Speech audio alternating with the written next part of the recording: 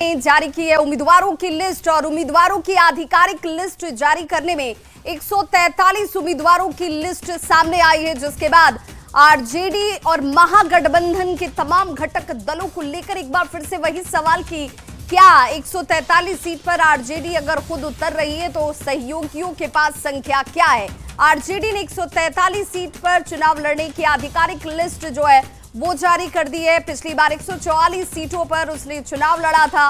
इस बार एक सीट कम पर उम्मीदवार आरजेडी की तरफ से उतारे गए। आरजेडी ने इसमें पूरे जिस समीकरण को साध कर लिस्ट तैयार की है उसमें 24 महिला उम्मीदवार को लाया गया है, जिन पर दांव आजमाती हुई आरजेडी नजर आएगी।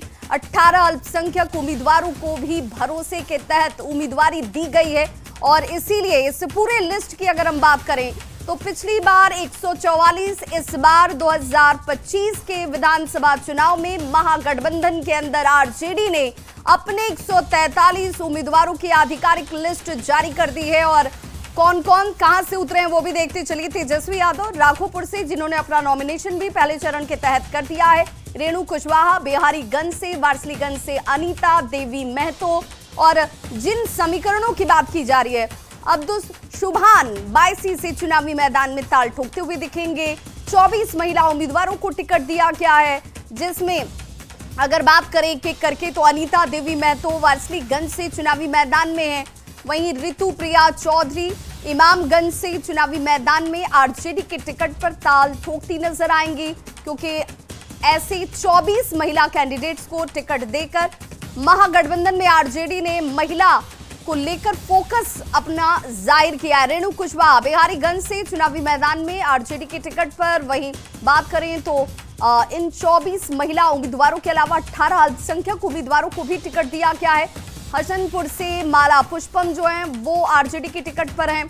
संध्या रानी कुशवाहा मधुबन से चुनावी मैदान में आरजेडी की तरफ से। वहीं शिवानी शुक्ला को चुनावी मैदान में उतारा गया है। ऋतु प्रिया चौधरी इमामगंज से हैं, जिनकी हम चर्चा भी कर रहे हैं। और अगर ओवरऑल 143 कैंडिडेट्स की बात करें तो इनमें कुर्नी से बबलू कुशवाहा, आरजेडी की तरफ से जिन उम्मीदवारों की लिस्ट को जारी किया गया उसमें केवटी से डॉक्टर फराज फातमी को उतारा गया है। बाराचट्टी की बात करें तो तनुश्री माझी जो हैं उन्हें भरोसे के तौर पर ये उम्मीदवारी दी गई है। चांदनी देवी सिंह जो हैं उन्हें टिकट दिया गया आरजेडी की तरफ से। मटिहानी से बोको सिंह पहले से जानकारी सामने थी। दरभंगा ग्रामीण से ललित यादव, वहीं अतरी से विजयंती देवी को महिला कैंडिडेट के तौर पर आरजेडी ने कैंडिडेट की घोषणा के साथ सामने रखी है। और देखिए कुटुंबा पर किचकिच जो है वो अब खत्म होती हुई, क्योंकि राजेश राम की सीट है कुटुंबा और यहां पर अब ये किचकिच खत्म हो गई है। आरजेडी ने नहीं दिए उम्मीदवार। आरजेडी से सुरेश पासवान की तरफ से चर्चा जरूर चल रही थी, लेकिन अब ये किचकिच खत्म हो चुकी है। अब कोई शंका या शुबा का जगह नहीं छोड़ा गया है, क्योंकि नामांकन करने की चर्चा जरूर थी आरजेडी की तरफ से सुरेश पासवान की, लेकिन उन्हें उम्मीदवारी नहीं दी गई है। आज नामांकन करने का आखिरी दिन भी है। कुटुंबा पर कांग्रेस के लिए राहत की बात इस घोषणा और इस लिस्ट के साथ जरूर सामने आई, जिसमें कुटुंबा पर आरजेडी और कांग्रेस के बीच तनातनी साफ तौर पर नजर आ रही थी।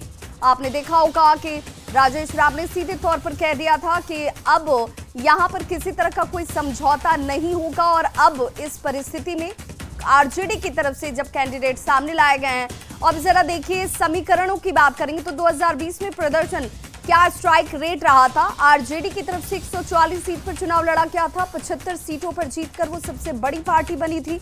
और वोट प्रतिशत की बात करें तो 23.11% वोट हासिल हुए थे। वहीं सहयोगी कांग्रेस जो है 70 सीट पर चुनाव लड़ी थी, 19 सीटों पर जीत दर्ज की और 9.48% का वोट प्रतिशत जो आपको दिख रहा है ये स्ट्राइक रेट भी उसका रहा। लेकिन इस बार 143 सीटों पर आरजेडी ने अपने उम्मीदवारों की लिस्ट जारी कर दी है।